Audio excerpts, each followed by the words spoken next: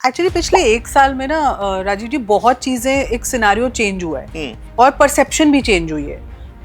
जहाँ पे कनाडा पे बहुत पॉजिटिविटी भी थी, अब थोड़ा सा क्या होता है, नेगेटिविटी नहीं है पर एक संकोच है। नहीं, नेगेटिविटी है। दो कंट्रीज के जब आपस के अंदर रिलेशन ठीक नहीं होते तो जो पब्लिक होती है ना वो इनसिक्योर हो जाती है। पर जैसे अभी एक सेफ्टी कंसर्न बहुत बड़ा आ गया है। हाँ जी। क्योंकि ये खालिस्तानी मूवमेंट जो हुई है, शूटिंग्स जो हुई हैं, अभी कपिल शर्मा और करण औजला की जो न्यूज़ आई है, क्योंकि ऑब्वियसली सेलिब्रिटीज हैं तो बहुत न्यूज़ बाहर आती है, तो इससे एक सेफ्टी इशू का एक डर बैठा है कि इज कनाडा सेफ। ये इंसिडेंट्स इंडिया में भी हो रहे हैं।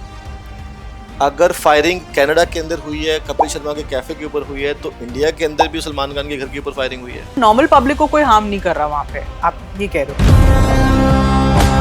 भी आपकी कितनी क्वेरीज आती होंगी दिन की या साल की, कैसे आप कैलकुलेट करते हो? हमारी क्वेरीज जो है एवरीडे 2000 से 2500 इंक्वायरीज हमारे पास एवरीडे आती है हमारे पास। एंड ये इंक्रीज ही हुआ है, मतलब ये हमारा इंक्रीज हुआ है, नंबर डिक्रीज नहीं हुआ। तो ये कहना है कि लोग नहीं जा रहे इज अ मिथ। लोग पहले भी जाना चाहते थे, आज भी जाना चाहते हैं। 2024 का अगर हम आंकड़ा देखें तो 86,000 प्लस इंडियंस को पीआर मिला है। ओके।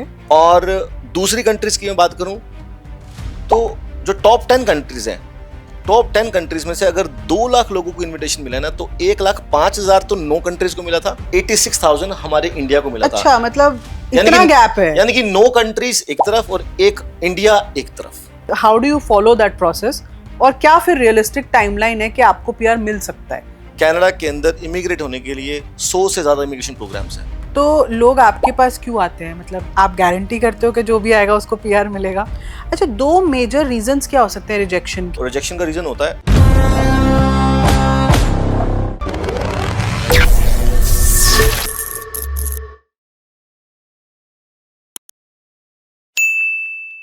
दोस्तों, आज जो हम टॉपिक पे डिस्कशन करने वाले हैं बहुत ही हॉट है, बहुत ही डिबेटेबल भी है, क्योंकि टॉपिक है इमिग्रेशन पर, एंड स्पेशली कनाडा इमिग्रेशन पर। बहुत से लोगों के सवाल आते हैं कि हमें बाहर जाना है, हमें अपनी लाइफ एक नए तरीके से शुरू करनी है, सेटल होना है, ग्रो करना है लाइफ में। पर दूसरी साइड पे उनके पास और भी सवाल होते हैं कि क्या वहाँ जॉब सिक्योरिटी होगी, क्या हम वहाँ के लिविंग कॉस्ट को मैनेज कर पाएंगे, क्या ऐसी कंट्री में पॉलिटिकल स्टेबिलिटी है, क्या हम वहाँ पे एक अच्छी जिंदगी जी पाएंगे। तो ये सारे क्वेश्चंस के आज हम जवाब लाए हैं, आपको एक ऐसे एक्सपर्ट से मिलाने जा रहे हैं जो इमिग्रेशन और कनाडा इमिग्रेशन की फील्ड में पिछले 10 सालों से ज्यादा, शायद मेरे ख्याल से उनको अब 12-13 साल हो गए होंगे इस फील्ड में काम करते हुए। बहुत ही ट्रस्टेड नेम है। आप उनके सोशल मीडिया पे जाएंगे तो आपको खुद दिखेगा कि कैसे लोग उनसे कनेक्ट होते हैं, कैसे उनसे बात करते हैं। और आज वो सारे मिथ्स, ऐसी जो सवाल हमारे दिमाग में, उसको डीबंक करने वाले हैं और बताने वाले हैं कि क्या कनाडा का ड्रीम अभी भी है या क्या ये ड्रीम खत्म हो गया है। तो आइए बात करते हैं आज हमारे गेस्ट से, राजीव अरोड़ा जी, जो फाउंडर हैं नेशन वाइड वीजा के।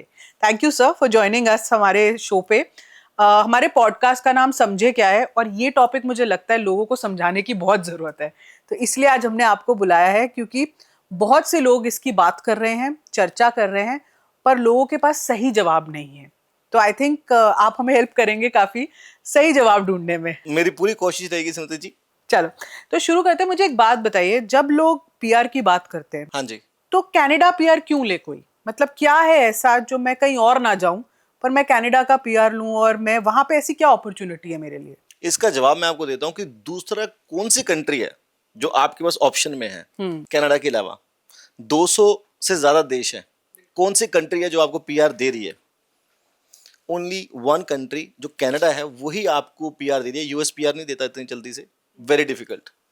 गिनी चुनी कंट्रीज हैं, कनाडा, ऑस्ट्रेलिया, यूएसए, न्यूजीलैंड। इसके अलावा कोई कंट्री दिमाग में आती है कि जहाँ पे आप पीआर लेकर के जाना चाहेंगे? हार्डली। क्योंकि ये इंग्लिश स्पीकिंग कंट्रीज हैं। अगर मान लीजिए कोई यूरोपियन कंट्रीज में जाएंगे, जहाँ पे पोर्चुगीज में जाएंगे, तो वहाँ पे लैंग्वेज बैरियर है। तो कनाडा जो कंट्री है एक इमिग्रेंट कंट्री है, और मुझे लगता है कि ये कंट्री जिस दिन पीआर देना बंद कर देगी ना, फिर सोचे हम कहाँ जा पाएंगे, कहीं नहीं जा पाएंगे। और कनाडा इंग्लिश स्पीकिंग कंट्री है, हमारे इंडियंस की, हमारी कम्युनिटीज़ काफ़ी ज़्यादा है वहाँ पर। हमारी पंजाबी कम्युनिटीज़, चाहे गुजराती कम्युनिटीज़ की हम बात करें, सब कम्युनिटीज़ हैं हमारी। And lifestyle wise, job wise opportunities का क्या है अभी वहाँ पे सीन? लाइफ स्टाइल और जॉब अपॉर्चुनिटीज़। लाइफ स्टाइल तो जो कनाडा का है, बड़ी क्वालिटी ऑफ लाइफ है वहाँ पर। सैटरडे संडे कोई काम नहीं करता है, हम यहाँ पर 24/7 काम करते हैं इंडिया के अंदर। वहाँ पर आपकी वीक ऑफ्स हैं, लॉन्ग वीकेंड्स हैं, आपको क्वालिटी ऑफ बैलेंस लाइफ है, आपको बच्चों के लिए, फैमिली के लिए। तो लोग क्वालिटी ऑफ लाइफ के लिए जो है कनाडा जाना चाहते हैं। और जॉब अपॉर्चुनिटीज? जॉब अपॉर्चुनिटीज की मैं बात करूं, जॉब अपॉर्चुनिटीज हर जगह होती हैं इस पूरे वर्ल्ड के अंदर। सिर्फ जॉब हंट करने वाला होना चाहिए, आपके अंदर स्किल है या नहीं है, आपके अंदर टैलेंट है या नहीं है। इंडिया के अंदर भी जॉब मिलना आसान नहीं है। ट्रू। क्या इंडिया के अंदर, आज मैं आपकी ऑडियंस से पूछूं, क्या जॉब मिलना, अच्छी जॉब मिलना, ड्रीम जॉब मिलना आसान है? आंसर सबका यही होगा, मुश्किल है। मुश्किल है ड्रीम जॉब मिलना। तो हम कनाडा से क्यों एक्सपेक्ट करते हैं कि हमें ड्रीम जॉब वहां पर मिल जाएगी? आपका टैलेंट बोलेगा कनाडा के अंदर, इंडिया के अंदर, वर्ल्ड वाइड आप कहां पर हैं। अगर आपके पास टैलेंट है तो आपके लिए पास जॉब की कोई कमी नहीं है। आपके पास जिद है, आपके पास गोल है, आपके पास हिम्मत है, जज्बा है, आपको आपके पास रीजन है, नीड है कि मुझे करना ही करना है, तब आपको जॉब 100% मिलेगी कनाडा के अंदर। तो सर ऐसे कुछ सेक्टर्स आप बता सकते हो जिनमें जॉब अपॉर्चुनिटीज काफी ज्यादा हैं? क्योंकि क्या होता है, जब बंदा अपनी रिसर्च कर रहा होता है तो ये सब चीजें देखता है कि क्या उसकी स्किल मैच कर रही है उन सेक्टर्स में या नहीं। तो ऐसे कौन से सेक्टर्स हैं जो स्पेशली इंडियंस के लिए बहुत अपॉर्चुनिटिस्ट है? देखिए, कनाडा के अंदर आपने बड़ा अच्छा क्वेश्चन पूछा है कि कनाडा में कौन से सेक्टर्स है जिसमें जॉब अपॉर्चुनिटी ज्यादा है। Nurses, health care workers, health care workers के 40 से ज्यादा ऑक्यूपेशंस हैं, सबकी डिमांड है कनाडा के अंदर। यानी कि आपको हाथों पे उठा लेंगे, आप एक बार पहुंच जाइए, आपको हाथों पे उठा लेंगे। जॉब्स इंडिया में इतनी भी है, ये हाल है वैसे, हेल्थ केयर में तो चाहिए लोग। चाहिए हेल्थ केयर के अंदर। ऑस्ट्रेलिया में भी लोग चाहिए, कनाडा में भी चाहिए, जर्मनी में भी चाहिए, एवरीवेयर, दुबई में भी चाहिए। हेल्थ केयर की अगर बात करें तो इसकी डिमांड वर्ल्ड वाइड है, कनाडा के अंदर तो 100% है ही है। ओके। इसके अलावा ट्रेड ऑक्यूपेशंस हैं जिसकी डिमांड है कनाडा के अंदर इस टाइम, क्योंकि ये ऑक्यूपेशन इनकी प्रायोरिटी लिस्ट के अंदर है। एजुकेशन ऑक्यूपेशन, टीचर्स, ये चाहिए कनाडा को। Secondary school teachers, kindergarten teachers, elementary school teachers. और जैसे जो हमारे यहाँ इंजीनियर्स होते हैं, एमबीएस होते हैं, वो वहाँ पे कैसे, मतलब उनकी इनकी डिमांड्स अप डाउन चलती है। लास्ट कुछ सालों की हम देखें, ट्रेंड देखें, पिछले 5 साल का ट्रेंड मैं बताता हूँ, सिर्फ पिछले 1 साल को छोड़ देते हैं हम। उससे पहले स्टेम की profile, science, technology, engineering, mathematics, ये 4 तरह के ऑक्यूपेशंस होते हैं। इसकी भर भर के डिमांड आती थी ओंटारियो से, फेडरल डिपार्टमेंट से और अदर प्रोविंशियल डिपार्टमेंट से। तो बहुत डिमांड रही है। और स्टेम का ब्रेक जो लगा है वो इस 2025 में लगा है। मुझे लगता है 26 के अंदर दोबारा से ओपन कर देंगे स्टेम की प्रोफाइल्स को, और काफी डिमांड रहेगी उसकी। एक्चुअली पिछले 1 साल में ना राजीव जी, बहुत चीजें, एक सिनारियो चेंज हुआ है और परसेप्शन भी चेंज हुई है। जहाँ पे कनाडा पे बहुत पॉजिटिविटी भी थी, अब थोड़ा सा क्या होता है, नेगेटिविटी नहीं है पर एक संकोच है। नहीं, नेगेटिविटी है। अच्छा, आपको नेगेटिविटी दिखता है वो? नेगेटिविटी है क्योंकि इंसान जो है ना इमोशनल है। ठीक है, इमोशन जब हिट होते हैं, फैमिलीज क्या है अपने बच्चों को जब भेजती है तो उसको पता होना चाहिए कि कंट्री जहां पे भेज रही है उसके बारे में चर्चा जो हो रही है ना वो पॉजिटिव होनी चाहिए। जब मार्केट चर्चा नेगेटिव करता है ना, उसको नेगेटिव चर्चा होने के रीजंस हैं पॉलिटिकल। हमारे अगर मान लीजिए टर्म्स ठीक नहीं बैठे, जस्टिन ट्रूडो की हमारे प्राइम मिनिस्टर के साथ में हमारी बातचीत ठीक नहीं बैठी है, तो दो कंट्रीज के जब आपस के अंदर रिलेशन ठीक नहीं होते तो जो पब्लिक होती है ना वो इनसिक्योर हो जाती है। जब दो कंट्रीज के रिलेशन अच्छे हो जाते हैं ना, दो प्राइम मिनिस्टर्स के रिलेशन अच्छे हो जाते हैं, बड़े अच्छे फ्रेंडली रिलेशन हो जाते हैं ना, तो जो वहां की जो पब्लिक है ना, जो लोकल पब्लिक है, जो आम जनता है, वो एक दूसरे को फिर फ्रेंड समझती है। दो प्राइम मिनिस्टर अगर आपस में बात नहीं कर रहे हैं, दो कंट्रीज के जो मेन लीडर्स हैं उनकी आपस में नहीं बन रही है, तो नीचे के जो आम लोग हैं वो भी आपस में एक दूसरे को ना अलग ही समझते हैं एक दूसरे से। तो ये बहुत जरूरी है, दो कंट्रीज के रिलेशन पहले अच्छे हों आपस के अंदर। पर जैसे अभी एक सेफ्टी कंसर्न बहुत बड़ा आ गया है। हाँ जी। क्योंकि ये खालिस्तानी मूवमेंट जो हुई है, शूटिंग्स जो हुई हैं, अभी कपिल शर्मा और करण औजला की जो न्यूज आई है, क्योंकि ऑब्वियसली सेलिब्रिटीज हैं तो बहुत न्यूज बाहर आती है, तो इससे एक सेफ्टी इशू का एक डर बैठा है कि इज कनाडा सेफ? अब ये एक सवाल, कोई अपने अगर बच्चों को भेज रहा है या कोई अपनी पूरी जिंदगी यहाँ छोड़कर एक जगह जा रहा है, तो ये एक बहुत बड़ा क्वेश्चन मार्क आता है, और इसीलिए शायद मुझे लगता है संकोच वाला क्वेश्चन भी ज्यादा आता है। तो इज इट सेफ? मतलब ये जो न्यूज आ रही है, ये का किस हद तक सही है? क्योंकि हमें नहीं पता कितनी फिल्टर्ड आ रही है और कितनी सही आ रही है। जो न्यूज़ आई है कि आप जो कपिल शर्मा के कैफे के ऊपर अभी फायरिंग हुई थी, इसकी न्यूज़ काफ़ी आई है, बिल्कुल सही न्यूज़ है। और सेफ्टी के पॉइंट ऑफ से मैं बात करूं आपको, तो अगर फायरिंग कनाडा के अंदर हुई है, कपिल शर्मा के कैफे के ऊपर हुई है, तो इंडिया के अंदर भी सलमान खान के घर के ऊपर फायरिंग हुई है। तो ये इंसिडेंट्स का इंडिया में नहीं हो रहे, हो इंडिया में भी रहे हैं, लेकिन ये टारगेटेड लोगों के ऊपर है, ये आम लोगों के साथ नहीं है। और वो टारगेटेड लोगों का टारगेट जो है ना, उसके पीछे भी उनके रीजंस है पर्टिकुलर। तो इंडिया के अंदर, हम इंडिया में भी रह रहे हैं, शूटिंग तो सलमान खान के घर पे हुई है, लेकिन इंडिया के अंदर पब्लिक आपके घर पे तो, या हमारे घर के ऊपर वो क्वेश्चन नहीं है, ना ही हो। So this is not for the normal public. तो आप कह रहे हो कि नॉर्मल पब्लिक बस एक डर बैठ जाता है और एक डर का माहौल बन रहा है, क्योंकि जब आसपास ऐसा कुछ सिनारियो होते हैं तो फिर एक हल्का सा माइंड में क्वेश्चन आता है, बट नॉर्मल पब्लिक को कोई हार्म नहीं कर रहा वहां पे, आप ये कह रहे हो? मैं ये कह रहा हूँ कि नॉर्मल पब्लिक को वहां पे कोई हार्म नहीं कर रहा है। सिर्फ ये जो प्रॉब्लम्स हैं, ये अगर किसी सेलिब्रिटी के घर के ऊपर अगर फायरिंग हो जाती है तो स्पेसिफिक रीजन की वजह से हो रही है और स्पेसिफिक लोगों के ऊपर हो रही है। वो स्पेसिफिक लोग इंडिया के अंदर भी हैं, और इंडिया के अंदर भी रोज ही कुछ ना कुछ ऐसी घटनाएं देखने को, सुनने को आपको हजारों मिल जाएंगी। एवरीडे सैकड़ों होती है। तो जब कनाडा में हो जाती है तो उसको थोड़ा सा हाईलाइट हो जाता है। अगर कोई चीज़ कनाडा में होती है और सेलिब्रिटी के साथ होती है तो हाईलाइट हो जाती है, और लोग इमोशंस पे जाते हैं। फैमिलीज हैं, जो पेरेंट्स हैं, वो हमेशा ये सोचेंगे कि हम अपने बच्चों को सेफ जगह पे भेजें, ठीक है। तो वो सेंटिमेंट्स होते हैं लोगों के, तो इसलिए नेगेटिविटी आ जाती है। सभी लोग सेम तरह का डिस्कशन करना शुरू कर देते हैं, तो लोगों की इंक्लिनेशन कम हो जाती है। फिर जब जाते हैं, तब जाते भी सब लोग एक साथ ही हैं। जब 19 में, 20 में, 21 में जब जा रहे थे, ठीक है, ये खालिस्तानी मूवमेंट तो कब से चलता आ रहा है, लेकिन आप देखिए 19, 20, 21, 22, 23 के अगर आप आंकड़े देखेंगे तो भर भर के इमिग्रेशन हो रही थी। पर जैसे आप ऑब्वियसली इतने सालों से ये कर रहे हो, ठीक है, आप इमिग्रेशन बिजनेस में हो, आपने अपनी क्वेरीज को रिड्यूस होते हुए देखा है क्या कनाडा की कुछ पिछले एक साल में, या कुछ ऐसे, या अभी आपकी कितनी क्वेरीज आती होंगी दिन की या साल की, कैसे आप कैलकुलेट करते हो, मुझे नहीं पता। बट हमारी क्वेरीज जो है एवरीडे 2000 से 2500 इंक्वायरीज हमारे अच्छा, पास एवरीडे आती है हमारे पास। एंड ये इंक्रीज ही हुआ है, मतलब ये हमारा इंक्रीज हुआ है, नंबर डिक्रीज नहीं हुआ। तो ये कहना है कि लोग नहीं जा रहे इज अ मिथ। लोग पहले भी जाना चाहते थे, आज भी जाना चाहते हैं। तो एक जैसे आपने अभी कहा, जैसे पॉलिटिकल जब दो कंट्रीज में थोड़ा अनबन हो या दो प्राइम मिनिस्टर्स में नहीं बनती, तो थोड़ा सा क्या होता है, लोग भी थोड़े वैसे हो जाते हैं, इनसिक्योर होते हैं। तो अभी जैसे ट्रूडो ने ये भी कहा है कि पहले शायद उनकी कोई लिमिट अराउंड 5 लाख होती थी वीजाज की, जो परमिट होती थी। He wants to reduce it, वो कुछ उसको 390, 395 ऐसे करना चाहते हैं। तो इस पे क्या इंडियंस को फर्क पड़ेगा ज्यादा? नहीं, अच्छा, बिल्कुल भी। Why do you say that? क्योंकि अगर हम 2019-20 के आंकड़े देखें तो पहले जो टारगेट था वो इतना ही था, इससे भी कम था। 1 मिलियन का टारगेट होता था 2018-19-20 का, 1 मिलियन का। अगर आप डिवाइड करके देखेंगे तो 3,33,000 लोगों को बुलाना होता था। आज रिड्यूस भी कर देते तब भी 3,95,000 को बुला रहे हैं। तो अगर हम 18-19 के कंपैरिजन में देखेंगे तो आज भी टारगेट जो है वो ज़्यादा है।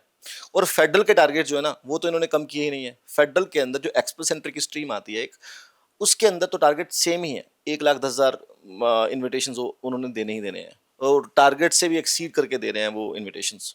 तो इंडिया के कितने, लगभग कितने लोगों को पीआर मिलता होगा? मतलब कोई ऐसे नंबर्स हैं हमारे, क्या हम सबसे ज्यादा हैं या हमसे भी कोई मैच करता है? 2024 का अगर हम आंकड़ा देखें तो 86,000 प्लस हम्म। इंडियंस को पीआर मिला है। ओके।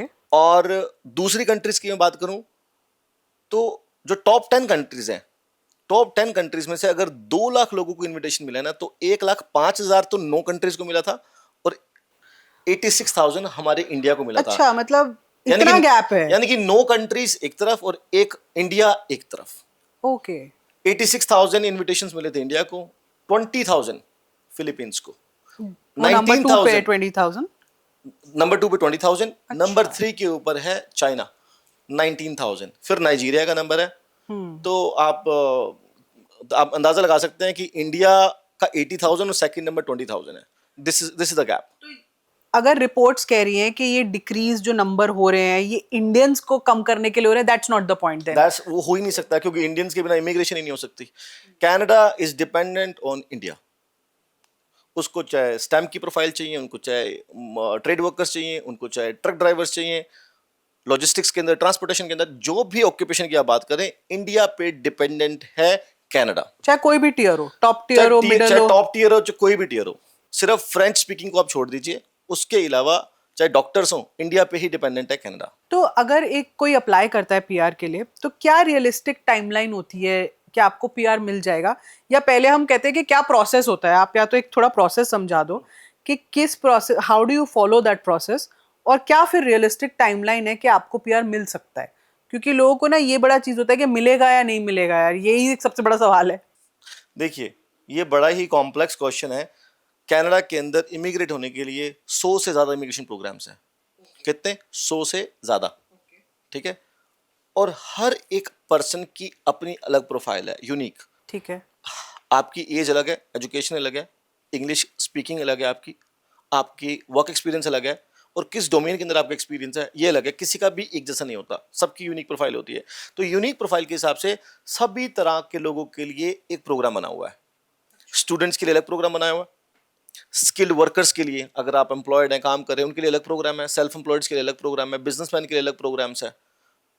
तो हर एक पर्सन की एज, एजुकेशन, वर्क एक्सपीरियंस, उनकी लैंग्वेज प्रोफिशिएंसी, ये सब देखने के बाद एक प्रोग्राम बताया जाता है कि कौन से प्रोग्राम में आप फिट होते हो। आप 100 से ज़्यादा इमिग्रेशन प्रोग्राम है, इसकी नॉलेज हमारे को है। तो हम, आप जब भी कोई प्रोफाइल हम देखेंगे, जब भी हम प्रोफाइल असेस करते हैं, तो उसके अंदर हम फिर इवैल्यूएशन करके बता पाते हैं कि कौन सा प्रोग्राम आपके लिए फिट है। तो अगर जैसे अभी हम कनाडा उठाते हैं, क्योंकि ऑब्वियसली सबसे ज्यादा माइग्रेशंस वहीं हो रही हैं and it's open to that sort of immigration, तो उसमें कितने तरीके के वीजाज ऐसे होते हैं जिसपे एक बंदा जा सकता है, माइग्रेट कर सकता है? एक मोटा मोटा अगर हम एक ओवरऑल पिक्चर दे दे तो कितनी तरह के वीज़ास होते हैं? देखिए, मल्टीपल तरह के वीज़ास होते हैं, और मल्टीपल तरह के लोगों के लिए अलग अलग वीज़ा होता है। श्योर। विजिट वीज़ा होता है, विजिट वीज़ा के अंदर जो है ना, टूरिस्ट वीज़ा भी होता है, बिजनेस एक्सप्लोरेटरी विजिट भी होता है, मेडिकल वीज़ा भी होता है। विजिट वीज़ा के अंदर जो कैटेगरीज डिफरेंट होती हैं। ये विजिट वीजा कितने सालों का होता है? कनाडा का 10 साल का मिलता है, 10 साल का। और आपकी जो पासपोर्ट की वैलिडिटी मान लीजिए 5 साल की है, तो 5 साल के लिए मिलेगा। पर ये पॉइंट सिस्टम से लोग इतना डरते क्यों हैं? मतलब ऐसा क्या है इतना इस पॉइंट सिस्टम में जो लोग कहते हैं हमारे पॉइंट्स नहीं बनते, हमारे पॉइंट्स इतने नहीं बनेंगे? तो ऐसे कुछ क्या क्राइटेरियाज हैं मेन इन पॉइंट सिस्टम के? पॉइंट्स नहीं बनते। देखिए, एक है हमारा फेडरल स्किल वर्कर प्रोग्राम, जिसमें आपको 67 पॉइंट्स चाहिए होते हैं आउट ऑफ 100। ठीक है, वो हर कोई बना लेता है। अगर एज, एजुकेशन, वर्क एक्सपीरियंस है, तो लगभग आपके 90% लोगों के पॉइंट्स बन जाते हैं, अगर आपकी एज 45 से ज़्यादा नहीं है तो। तो उसमें क्या जॉब्स मिलती हैं? 67 पॉइंट्स बने, एक्सप्रेस प्रोफाइल बनाई आपने, you are able to create your expression of interest कि मैं कनाडा गवर्नमेंट को, आप अपना एप्लीकेशन सबमिट कर देते हैं कि I want to come to Canada. अब दूसरा पॉइंट सिस्टम होता है आपका CRS score, comprehensive ranking system. वो आपको 1200 में से मिलता है। 1200 में से 600 प्रोविंशियल को मिल जाते हैं। 600 जो आपके होते हैं वो आपके सेल्फ डिक्लेरेशन पॉइंट्स होते हैं, आपके age, education, work experience, core capital points होते हैं आपके। ठीक है। तो इसके अंदर अगर आप रैंक करते हैं, पहले क्या होता था कि रैंकिंग सिस्टम नहीं था। अगर मैं 2015 से पहले की बात करता हूं, तो पहले आपको 67 पॉइंट्स बनाने थे, अपनी पेपर एप्लीकेशन सबमिट कर देनी थी, और आपका PR आ जाता था। जब 67 पॉइंट्स के ऊपर PR आने लगे और एप्लीकेशन ज़्यादा होने लगी, तो कनाडा गवर्नमेंट ने 2015 के अंदर एक्सप्रेस एंट्री प्रोग्राम को लॉन्च कर दिया, जिसके अंदर वो रैंकिंग के बेसिस के ऊपर आपको पिकअप कर रहे थे वो आप। यानी कि अगर आपका CRS स्कोर ज़्यादा है, जैसे हमारा कट ऑफ चलता है, हमें अगर स्कूल कॉलेज में जाना होता है, कट ऑफ चलता है 98% की कट ऑफ लिस्ट लगती है, 99 की लगती थी, 97 की लगती है। उसी तरह इनका CRS स्कोर होता है। CRS स्कोर के अंदर अगर आपका पॉइंट्स जिसके ज़्यादा होंगे, उन टॉप 1000 को, टॉप 2000 को, टॉप 5000 को इनवाइट मिलता है। And more people keep on adding in the pool, और मोर पीपल को मिलता चला जाता है जो भी टॉप रैंक कर रहे होते हैं। और इनके जो ड्रॉज हैं वो प्रायोरिटी के ऊपर, ऑक्यूपेशंस के ऊपर है आज की डेट के अंदर। पहले जनरल ड्रॉज को दे रहे थे, यानी कि जनरल आपका CRS स्कोर अगर आप टॉप कर रहे हैं एज, एजुकेशन, वर्क एक्सपीरियंस के अंदर, आपका ऑक्यूपेशन उसके अंदर रिक्वायर्ड नहीं था कि आप डॉक्टर हैं, आप नर्स हैं, आप मार्केटिंग में हैं, आप HR में हैं, जनरल ऑक्यूपेशन। पहले इसकी कोई भी इसके ऊपर फिल्टर नहीं था। लेकिन अभी जो है रिसेंट चेंजेस ये आ चुका है कि आपके ऑक्यूपेशन के हिसाब से आपको इनवाइट मिलेगा। अब खाली CRS स्कोर और आपकी रैंकिंग के बेसिस के ऊपर आपको IT नहीं आ रहा, आपकी रैंकिंग भी देखी जा रही है। एंड थर्ड फिल्टर जो इनका है वो है आपका ऑक्यूपेशन। फर्स्ट फिल्टर हुआ 67 पॉइंट, सेकंड हुआ CRS स्कोर, थर्ड आपका ऑक्यूपेशन। अगर आप तीनों में मैच करते हो तब आपको आज की डेट में इन्विटेशन मिलता है। तो बड़ा स्ट्रेटेजिकली आपको प्लान करनी पड़ती है अपनी एप्लीकेशन, अपना नोक को डिसाइड करना पड़ता है किसके अंदर आपको IT आ सकता है, कौन सी प्रोविंस में आपका ऑक्यूपेशन डिमांड के अंदर है। तो ये थोड़ा सा ट्रिकी रहता है। अंडरस्टूड। तो लोग आपके पास क्यों आते हैं? मतलब आप गारंटी करते हो कि जो भी आएगा उसको PR मिलेगा? नहीं, हम कभी गारंटी नहीं करते। गारंटी वर्ड यूज ही नहीं हो सकता in the field of immigration. हम बेस्ट कंसल्टेशन देते हैं। जैसे मैंने अभी आपको बताया कि आपके ऑक्यूपेशन के हिसाब से कौन सी प्रोविंस के अंदर आप जा सकते हैं। अगर आपकी एज 45 प्लस है तो कौन सा प्रोग्राम आपके लिए है। अगर आप बिजनेसमैन हैं तो आपके लिए कौन सा प्रोग्राम है। पर सर इसमें इतना फ्रॉड होता है, कोई 2 लाख भी ले रहा है, कोई 20 लाख भी ले रहा है, कोई 1 करोड़ भी ले रहा है। मतलब उसके कोई वो ही नहीं है, वैल्यू ही नहीं है। जो मनी है वो तो है ही, पर ऊपर से कुछ भी लोग मांग रहे हैं, तो आप कैसे पता करो क्या ये बंदा मेरे को जेन्युइन एडवाइस दे रहा है? देखिए, जो आप कह रहे हैं ना, कोई 2 लाख ले रहा है, कोई 20 लाख ले रहा है, ये 20 लाख लोग जो ले रहे हैं, अगर किसी बिजनेस इमिग्रेशन प्रोग्राम में जा रहे हैं तो 2 करोड़ देने पड़ते हैं आपको, जो कि आपको इन्वेस्ट करने हैं अपने बिजनेस के अंदर। अगर आप स्टार्टअप में जा रहे हैं तो अपने स्टार्टअप में आप इन्वेस्ट कर रहे हैं, वो एक अलग बात है, वो एक लेजिटिमेट वे है। कुछ लोग आपसे हो सकता है कि 2 करोड़ मांग ले या 20 लाख मांग ले ओनली फॉर विजिट वीजा। वो काम हम जैसे प्रोफेशनल्स के साथ नहीं चलता है। वो चलता है पंजाब जैसी मार्केट में, गुजरात जैसी मार्केट के अंदर, जिसके अंदर आपको गारंटी के साथ वीज़ा दिलाया जाता है कि आप उनको पासपोर्ट दे दें, आपने और कोई पेपर नहीं देना है उनको। सारे पेपर्स ये जो एजेंट्स हैं वो बनाएंगे, लोकल एजेंट्स होते हैं, कोई लाइसेंस नहीं होते, लॉयर्स नहीं होते। ये आपका पेपर वर्क खुद ही बनाते हैं, आपको किसी कंपनी का सीईओ दिखा करके एप्लीकेशन सबमिट कर देते हैं। आपका वीज़ा अप्रूव अगर हो जाता है तो उनकी 20 लाख बन जाते हैं। अगर आपका वीज़ा अप्रूव नहीं हुआ है तो फिर क्या होगा, आप बैन हो जाओगे और आपको आपका पासपोर्ट वापस मिल जाएगा, आपके पैसे आपको वापस मिल जाएंगे, बस। अच्छा, पर ये रिस्क है वहां पे, मतलब ये रिस्क अगर आप रेडी हो लेने को तो आप ये करो कि अब आप मैं तो बैन कभी, हो सकते ये हो। तो करना ही नहीं चाहिए। इससे बेटर है कि आप अपनी प्रोफाइल को बिल्ड करें। अगर मान लीजिए आज आपकी प्रोफाइल नहीं है तो रुक जाइए, 6 महीने के लिए, 1 साल के लिए अपनी प्रोफाइल के ऊपर काम कीजिए और हमसे मिलिए। हम आपको बताएंगे क्या रिक्वायर्ड होता है to get a successful visa. वो जो इनके चेक पॉइंट्स होते हैं वो पूरे के पूरे कर दीजिए। आप जो भी रिक्वायरमेंट्स हैं वो पूरी कर दीजिए। आज नहीं कर पा रहे, अगले साल कर लीजिए। अपनी प्रोफाइल किसी को दे करके, पासपोर्ट किसी को दे करके, अपने एप्लीकेशन पे फेक डॉक्यूमेंट्स पे अगर आप सबमिट कर देते हैं तो क्या होगा, आप बैन हो जाते हो। फिर अगर आप बैन हो गए तो you are ban for 5 years by the way, but आपको वीज़ा दोबारा मिलना बड़ा मुश्किल हो जाएगा। फिर कनाडा का रास्ता तो आपका परमानेंटली बंद हो जाएगा। और दूसरी कंट्रीज में भी प्रॉब्लम आती होगी फिर अगर। जो लिंक्ड कंट्रीज हैं, जो डेटा शेयर करती हैं, जैसे कनाडा, यूएसए, ऑस्ट्रेलिया, ये आपस में डेटा शेयर करती हैं, तो इन कंट्रीज के अंदर आप बैन हो जाते हो फिर आप। तो अगर अगर मैं आपसे एक रेशियो पूछूं या एक नंबर पूछूं, अगर 10 लोग अप्लाई करते हैं तो कितनों को पीआर मिल सकता है? ऐसा कोई रेशियो है, कोई नंबर है? 10 लोग अप्लाई करेंगे, 10 के 10 को मिल जाएगा। अच्छा। अगर आपकी प्रोफाइल जो है ना वो फॉल कर रही है, उसके लिए आप कंसल्ट कीजिए। 67 पॉइंट्स बनते हैं नहीं बनते हैं, आप वो चेक कीजिए। आपका सीआरएस स्कोर क्या है, आपका ऑक्यूपेशन क्या है। अच्छा, दो मेजर रीजंस क्या हो सकते हैं रिजेक्शन के? कुछ ऐसे मतलब जो लोग अक्सर समझ नहीं आता या नजरअंदाज कर देते हैं, वो क्या हो सकते हैं? देखिए, रीजन रिजेक्शन के तो मल्टीपल हो सकते हैं, दो नहीं। बट मेजर की अगर आप बात कर रहे हैं तो रिजेक्शन का रीजन होता है, देखिए विजिट वीजा अगर कर रहे हैं तो एक डिफरेंट रीजन होते हैं, कि वर्क परमिट कर रहे हैं तो डिफरेंट रीजन होते हैं, ठीक है। उसके लिए अलग तरह की चीज़ों को देखना पड़ता है। पीआर एप्लीकेशन कर रहे हैं तो अलग तरह के रीजंस होते हैं। तो आपको मैं एग्जांपल के लिए बताता हूँ। अगर विजिट वीजा के लिए जा रहे हैं आप, विजिट वीजा एप्लीकेशन डालते हैं, अगर आपका रिफ्यूजल आता है तो मेजरली 2-3 तरह से आएगा आपका, कि that you will not leave the country and you will not come back to your home country, ठीक ठीक है। है। कि आप मतलब वहाँ है कि सेटल हो जाओगे। मतलब है कि आप आपने विजिट पे आना है या आपने वापस ही नहीं आना इंडिया। ठीक है। उनको क्यों लगता है ऐसा? उनको लगता है कि आपके पास टाइज नहीं है इंडिया के अंदर, कि मान लीजिए आपके पास प्रॉपर्टीज नहीं है कुछ भी, आप क्या करने आओगे? आप कुछ कमाते नहीं हो तो क्या करने आओगे? तो आपको रिफ्यूज कर देंगे वो। आपकी फैमिली नहीं है इंडिया के अंदर, ठीक है, फैमिली टाइज नहीं है अगर आपके, तो रिफ्यूज कर देंगे। तो आपके सारे ही आपके फैमिली मेम्बर्स कनाडा में हैं और आप अकेले हो इंडिया के अंदर, तो बोलेंगे आप अगर आ रहे हो, आपके पास स्ट्रॉन्ग टाइज जो है कनाडा में है, इंडिया में नहीं है, तो रिफ्यूज कर देंगे। कुछ लोगों को लगता है मेरे अगर फ्रेंड्स कनाडा में रहते हैं, रिलेटिव्स कनाडा में रहते हैं तो मेरा वीज़ा लग जाएगा। नहीं, ऐसा नहीं है। आपके टाइज देखते हैं वो। तो कुछ लोगों के पास फाइनेंशियल सपोर्ट नहीं है या इनकम अच्छी नहीं है, तब आपका रिफ्यूज कर देते हैं। तो आपकी एप्लीकेशन को पूरा देखना पड़ता है कि आपका रीजन क्या है कनाडा में मूव होने का, आप क्या करने जा रहे हो। अगर विजिट वीजा पे जा रहे हो, टूरिस्ट वीजा पे जा रहे हो, तो क्या आप इतना पैसा कमाते हो कि आप कनाडा जाओगे? कुछ लोग जो है ना आज तक दुबई भी नहीं गए, सिंगापुर मलेशिया नहीं देखा उन्होंने, लेकिन सीधा कनाडा जाना है उन्होंने टूरिस्ट वीजा के ऊपर। तो टूरिज्म करने जाना है, पहले आप छोटी कंट्री में जाएंगे, आप थाईलैंड में जाएंगे आप, तभी तो। और आपका इतनी इनकम क्या है, आप कमाते हो अगर 25,000 रुपये महीना यहाँ पर, और आप सीधा कनाडा जाना चाहते हो पहली बार में, वो भी टूरिस्ट वीजा के ऊपर। मैं देखना चाहता हूँ बैंफ कैसा है, जैस्पर कैसा है, मैं टोरंटो देखना चाहता हूँ। हाँ, आपकी कुछ लोग एप्लीकेशन बना के डाल देते हैं कि मेरी एस्पिरेशन है, मैं बड़ा मुझे ट्रैवल करना पसंद है तो मैं जाना चाहता हूँ, तो रिफ्यूज जाती हैं एप्लीकेशन, क्योंकि इससे पहले आप किसी कंट्री में नहीं गए हो आप, और आपकी इतनी कोई इनकम अच्छी नहीं है, आपकी इतनी प्रोफाइल अच्छी नहीं है। So these are the main reasons. और इन सब के ऊपर काम करना पड़ता है, हर एक चीज़ को देखना पड़ता है कि आप करते क्या हो, कितना कमाते हो, आईटीआरस कितनी है आपकी, आपके अकाउंट में फंड्स कितने अवेलेबल हैं। और कभी कभी तब भी आपका वीज़ा रिजेक्ट कर देंगे, आपके पास फंड ज़्यादा होंगे तो। मान लीजिए आपके पास 2 करोड़ है अकाउंट के अंदर, ठीक है, हमारे पास कुछ ऐसे लोग आते हैं उनके पास 2 करोड़ होता है अकाउंट के अंदर, और उनकी सैलरी होती है 25,000, उनकी जो आईटीआर जो होती है वो होती है 3 लाख रुपए की। कहते हैं हम तो मिनिमम आईटीआर फाइल करते हैं, अकाउंट में 2 करोड़ है।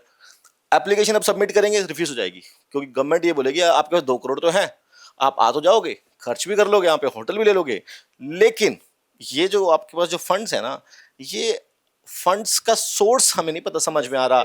हाँ, ये डिस्क्रिपेंसी है कि आप कमाते इतना हो, 3 लाख की आपकी आईटी है, 2 करोड़ आपके अकाउंट में आए कैसे? तो आपको फिन ट्रैक देना पड़ता है अपना, ठीक है, कि आपके पास पैसे आए कहाँ से, 2 करोड़ आए तो क्या आपके फादर ने आपको एफडी में डाले, या उसका पीछे का पूरा फाइनेंशियल ट्रैक देना पड़ता है आपको कि ये पैसे कहाँ से आए। तो ये सब चीज़ों के ऊपर काम करना पड़ता है, इसीलिए ये प्रोफेशनल लॉयर्स कंसल्टेंट हम लोग इसके ऊपर डीप डिग करके एक एप्लीकेशन को प्रिपेयर करते हैं। हॉलीडे वाले जो होते हैं, जो ट्रैवल एजेंट्स होते हैं, वो तो आपसे डॉक्यूमेंट्स लेंगे, पासपोर्ट लेंगे, बैंक स्टेटमेंट लेंगे, सबमिट कर देंगे, रिफ्यूजल आ जाएगा, दे डोंट बॉदर। हम जो करते हैं पहले समझते हैं प्रोफाइल को, हमारा और उनमें थोड़ा सा ये डिफरेंस रहता है।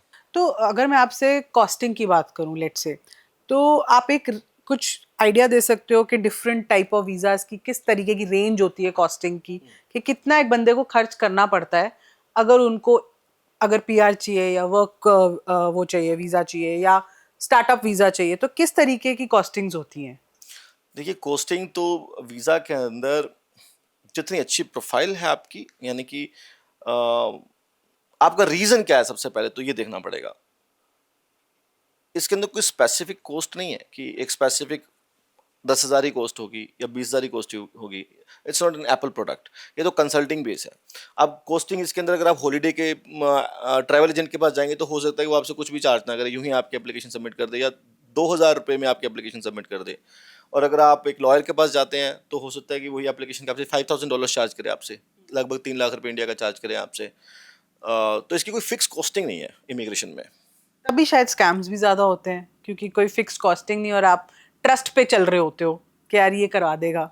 स्कैम्स जो होते हैं ना, वो होते हैं रूरल एरियाज के अंदर। और मुझे ना आप एग्जांपल्स दो किस तरीके के स्कैम्स होते हैं, लाइक टेल मी कि ऐसा स्कैम होता है या ऐसे स्कैम होते हैं, थोड़ा वो आप एग्जांपल दे के बताओ। देखिए, स्कैम ऐसा होता है कि मेरे पास एक क्लाइंट आए, उनकी स्टोरी बता देता हूँ मैं आपको। उन्होंने अपना पासपोर्ट दिया और 20 लाख रुपए दिए कि मेरा वीज़ा लगवा दो। लोकल एजेंट थे पंजाब के, उन्होंने उनसे 20 लाख रुपए लिए और पासपोर्ट्स लेकर के नकली वीज़ा लगा करके उनको दे दिया। अब वो एयरपोर्ट पे गए, एयरपोर्ट पे पुलिस ने उनको, इमिग्रेशन ऑफिसर ने उसको आइडेंटिफाई कर लिया कि तो फेक वीज़ा है, और वहीं पर पुलिस को बुला लिया, पुलिस ने उनको अरेस्ट कर लिया। और फिर उन्होंने फिर उस एजेंट के बारे में इंफॉर्मेशन दी। उस एजेंट ने 300 से ज़्यादा लोगों से पैसा चार्ज कर रखा था, 20-20 लाख रुपए, और सबको फेक वीज़ा लगा करके दे दिए।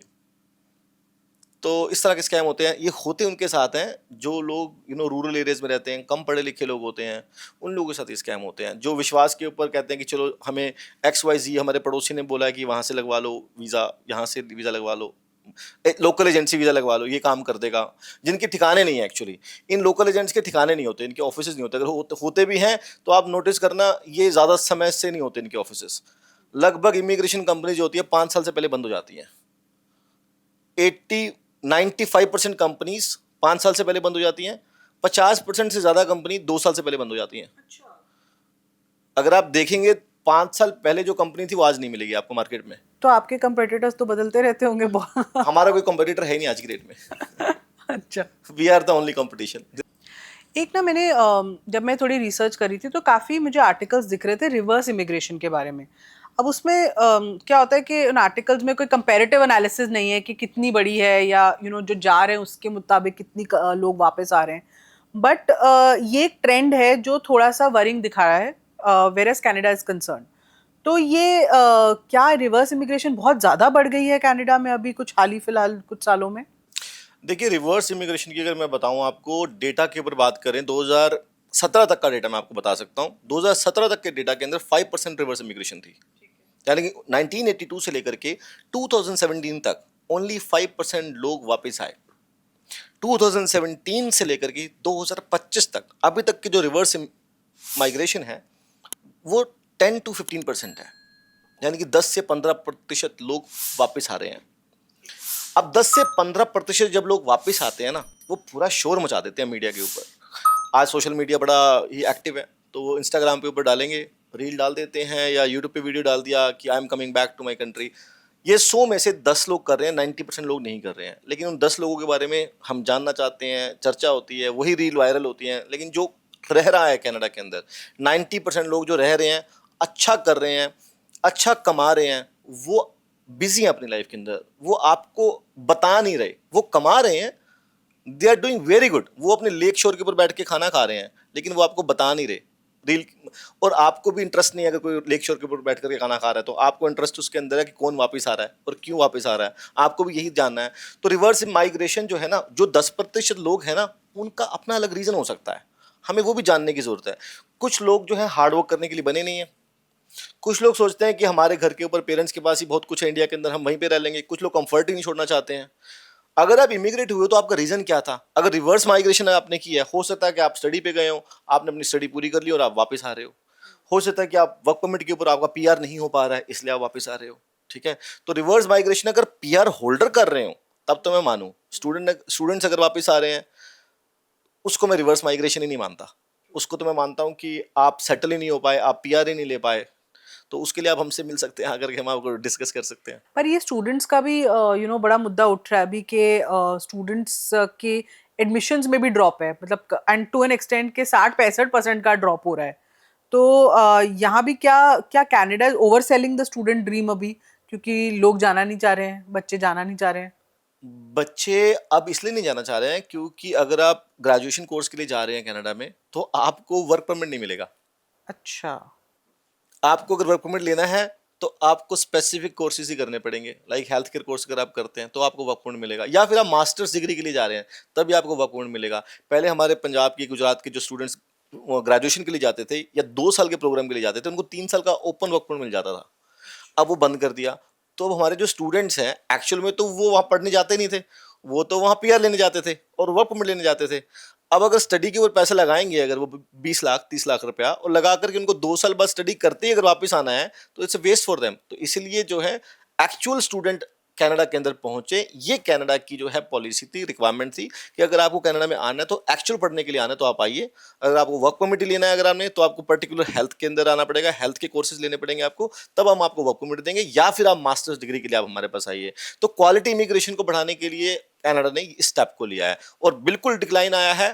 फिल्ट्रेशन होगी भी ऐसे ही, फिल्ट्रेशन अगर हमने करनी है, देखिए हमने किया क्यों फिल्ट्रे, हम चाहते हैं ना कि कनाडा के अंदर क्वालिटी इमिग्रेशन हो, हम चाहते हैं क्वालिटी ऑफ लाइफ हो। लोग जा किस लिए रहे हैं? क्वालिटी ऑफ लाइफ के लिए। अगर क्वालिटी ऑफ लाइफ के ऊपर इम्पैक्ट पड़ रहा है कनाडा के अंदर तो कनाडा ने उसके ऊपर एक राइट एक्शन लिया है। कनाडा अपनी कंट्री खराब नहीं कर देगा आपको हैप्पी करने के लिए।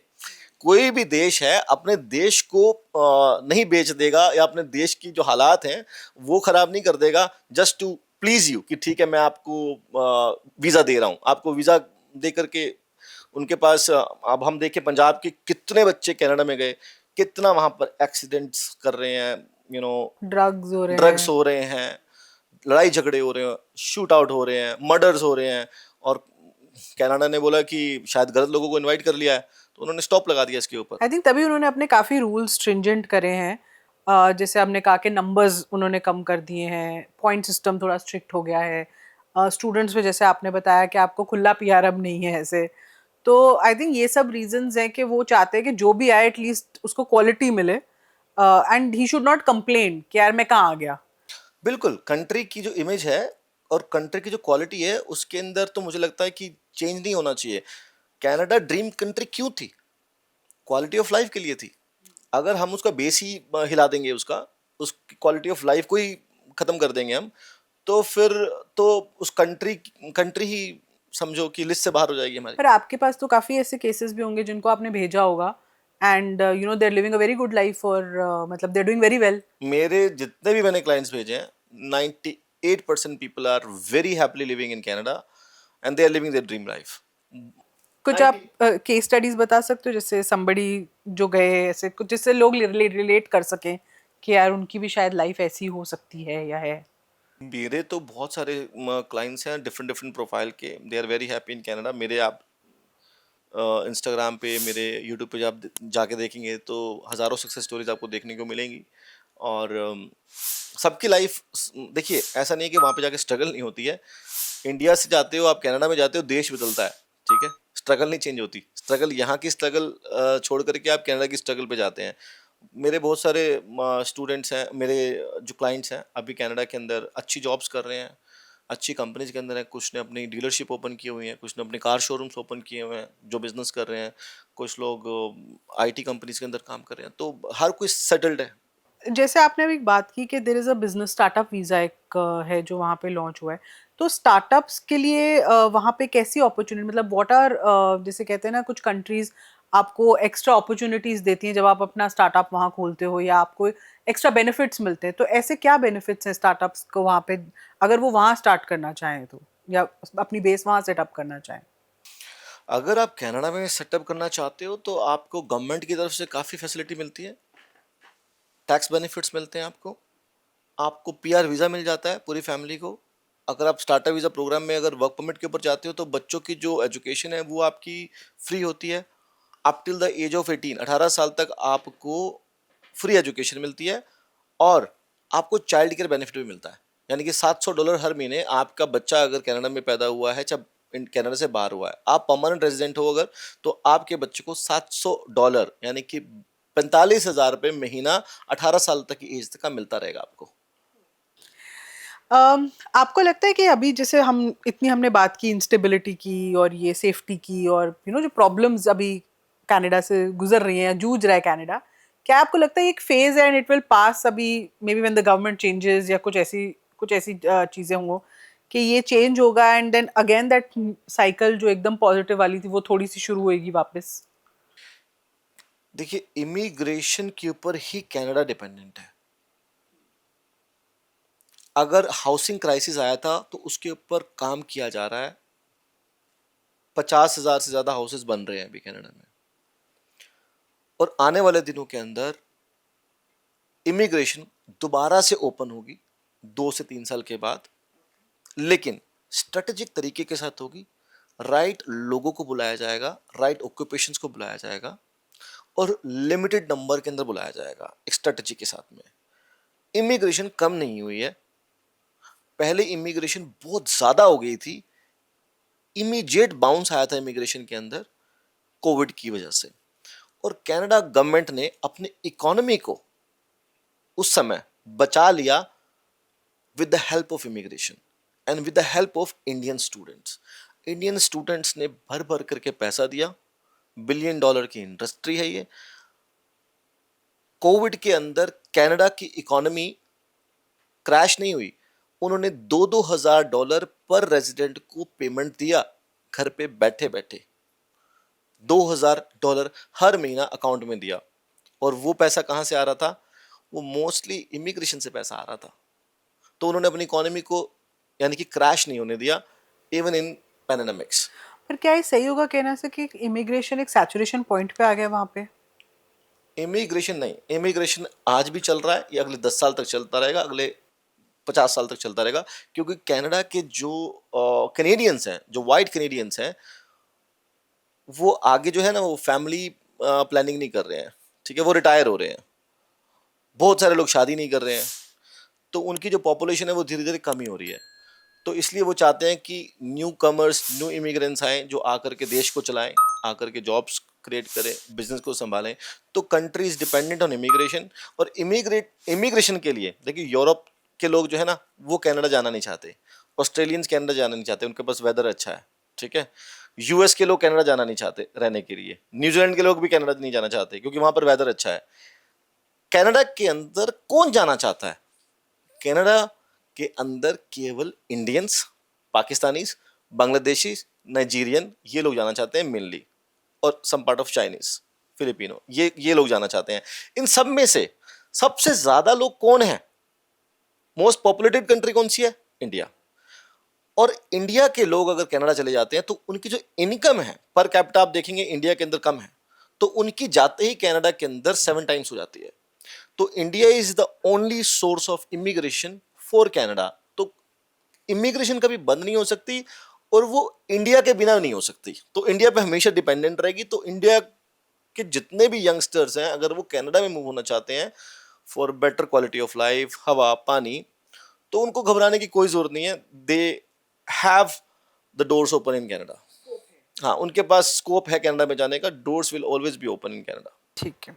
अच्छा, अब जैसे आप इतने सालों से कनाडा इमिग्रेशन पे काम कर रहे हैं, ऑब्वियसली आपने भी डाइवर्सिफाई किया होगा दूसरी कंट्रीज में भी, जैसे ऑस्ट्रेलिया हो गया, दुबई हो गया, आप भी ऑब्वियसली दूसरी अपॉर्चुनिटीज भी देख रहे होगे।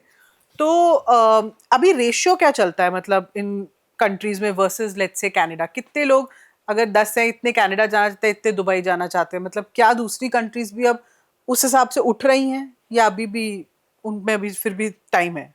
देखिए कंट्रीज हैं ही लिमिटेड, एक कनाडा, एक ऑस्ट्रेलिया और एक दुबई। दुबई आपको पीआर कभी देता ही नहीं है। लोग दुबई जाकर के रहना चाहते हैं, लेकिन दुबई उनके लिए फीलिंग ऑफ परमानेंस नहीं है वहां पर। ट्रू। उनके पास जब पीआर मिलेगी नहीं, उनको एक दिन छोड़ करके आना पड़ेगा उनको।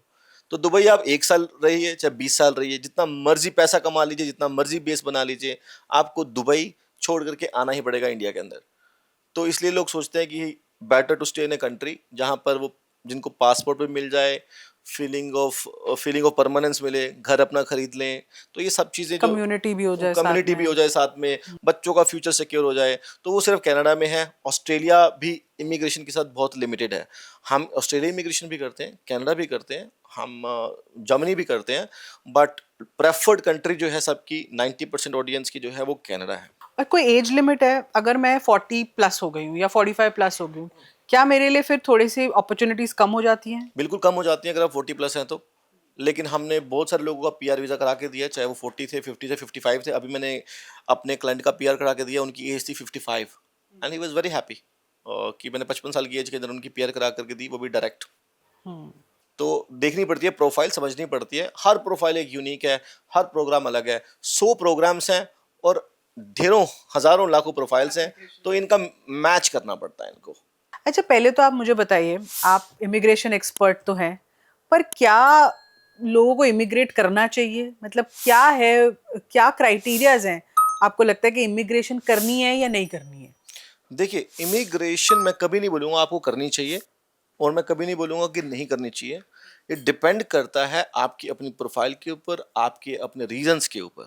ठीक है। आप क्या करना चाहते हो? देखिए, इमिग्रेशन बेनिफिशियल कुछ रीजंस में होती है। जैसे कि आप इंडिया के अंदर आप रहते हैं, ट्रक ड्राइवर हैं, आप 20,000 रुपया कमाते हैं महीने का। ठीक है। आप कनाडा में ट्रक ड्राइव करेंगे तो आप 5 से 6 लाख रुपए महीना कमाएंगे। इंडिया के अंदर अगर आप 20,000 महीना कमा रहे हैं तो हो सकता है आप 5,000 महीना सेव करते हो, और 1 साल में आपने कितना पैसा सेव किया? 60,000। हो सकता है 1 लाख रुपए सेव कर लेंगे। यही ट्रक ड्राइवर अगर कनाडा में पहुंच जाता है तो अपने 10 साल का जो पैसा है वो 1 साल में कमा सकता है। तो जब चलाना ही ट्रक है तो अच्छी हवा और पानी में क्यों ना चलाया जाए, तो उनके लिए बड़ी बेनिफिशियल है। अगर पंजाब के जो हमारे ट्रक ड्राइवर्स जो लोग हैं वो अगर कनाडा में पहुंच जाते हैं, उनके लिए हेवन है। तो उन लोगों के लिए बहुत, अगर आप जॉब कर रहे हैं इंडिया के अंदर 40-50 हज़ार रुपए की, 60,000 रुपए की, 80,000 रुपए की, वही जॉब आप कनाडा में करेंगे तो 5 लाख 6 लाख रुपए की करेंगे। इंडिया के अंदर आप 20 से 30 हज़ार रुपए महीना बचा रहे हैं, कनाडा के अंदर आप बचाएंगे 2 से 3 लाख रुपए महीना। हस्बैंड वाइफ दोनों कमा लेते हैं अगर वहां पर जाकर के, तो इनकम डबल हो जाती है, सेविंग डबल हो जाती है। खर्च करना चाहो तो आप पूरा का पूरा भी खर्च कर सकते हो। अब लोग ये भी बोलेंगे कि उसी हिसाब से खर्चे भी हैं, खर्चे तो आपको कम ही करने पड़ेंगे ना, तभी तो आप सेव कर पाएंगे। कनाडा के अंदर अगर आपने 50% अगर खर्च किया और 50% आपने सेव किया, तो वो 50% in comparison to Indian income वो 10 टाइम्स है, 5 to 7 टाइम्स है।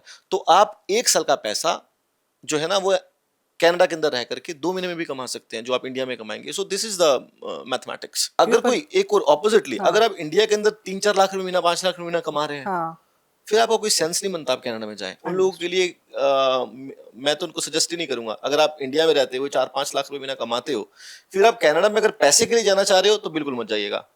फिर जो 4-5 लाख जो यहाँ कमा रहे हैं वो भी जा रहे हैं वैसे आज की डेट में, लेकिन वो हवा पानी के लिए जा रहे हैं, हेल्थ रीजंस हो गए, वो टैक्स बेनिफिट्स के लिए कुछ लोग दुबई चले जाते हैं, मूव कर रहे हैं, अलग अलग रीजन हैं। और आपकी जो पासपोर्ट की वैलिडिटी मान लीजिए 5 साल की है तो 5 साल के लिए मिलेगा। पर इसमें आपको आना जाना पड़ता होगा ना? इसमें हमारे को, हम आना जाना कर सकते हैं, मल्टीपल एंट्री होता है ये। ठीक है। तो एक फिर वर्क परमिट होता है। Work permit LMI based, non LMI based होता है, ओपन वर्क परमिट होता है, स्पाउसल ओपन वर्क परमिट होता है, पोस्ट ग्रेजुएशन वर्क परमिट होता है। वर्क परमिट के भी डिफरेंट डिफरेंट टाइप्स हैं। फिर परमानेंट रेजिडेंसी वीजा होता है जो प्रोविंशियल प्रोग्राम के थ्रू भी मिल जाता है और फेडरल के थ्रू भी मिल जाता है। इसमें क्या फर्क होता है फेडरल और प्रोविंशियल में? प्रोविंशियल नॉमिनेट करता है आपको, वो एप्लीकेशन आपकी फिर भी आईआरसीसी के पास प्रोसेस होती है, और फिर चौथा वीज़ा आपका बिजनेस इमिग्रेशन होती है आपकी। तो ये 4 तरह की स्ट्रीम्स हैं वीज़ा। मल्टीपल स्ट्रीम्स हैं बिजनेस इमिग्रेशन में, मल्टीपल स्ट्रीम्स हैं आपकी पीआर में, मल्टीपल स्ट्रीम्स हैं आपकी वर्क परमिट के अंदर, मल्टीपल स्ट्रीम्स हैं आपकी विजिट वीज़ा के अंदर। तो हम डिस्कस करते हैं आपके प्रोफाइल के साथ आपके कंसल्टेशन में हमें पता चलता है कि आपके लिए कौन सा प्रोग्राम फिट है। I think on that note कहते हैं ना, जब आपने ड्रीम पूरी करने की बात की, तो इसीलिए मैं भी लोगों को कहूँगी, अगर आपका भी ड्रीम है कि आप बाहर जाओ, अपनी life quality of life change करो, कुछ नया एक्सपेरिमेंट करो कुछ, तो आप प्लीज़ कमेंट सेक्शन में लिखो। एंड सर की डिटेल्स तो डिस्क्रिप्शन में है ही। Follow his YouTube, follow his Instagram, आपको थोड़ा रियल केसेस के बारे में पता चलेगा, थोड़ा आपका भी ट्रस्ट डेवलप होगा। और अगर आपके कोई सवाल हैं इमिग्रेशन को लेके, स्पेसिफिकली कनाडा को लेके, तो प्लीज़ आप अपने कमेंट सेक्शन में लिखिए, हम उनकी टीम को भेजेंगे एंड आई एम श्योर उनकी टीम कुछ कोलेट करके they can get back to these people and they can help them, और उनको एक सही डायरेक्शन, एक सही राह दिखा पाए, क्योंकि ये एक बहुत ही बड़ा लाइफ डिसीजन है। एंड मैं ये नहीं कहूँगी कि आप इस डिसीजन में कोई भी गलती करो या कहीं भी फंसो। तो आज के लिए हमारे चैनल पे इतना ही। Please do like, subscribe, share, क्योंकि अगर आप नहीं करेंगे तो आपको ऐसी इन्फॉर्मेशन, ऐसे गेस्ट नहीं मिल पाएंगे जिनको आप सुन सकें और आप एक नॉलेज गेन कर सकें और अपने लाइफ डिसीजंस भी बना सकें। आज के लिए इतना ही। Thank you so much for watching समझे क्या।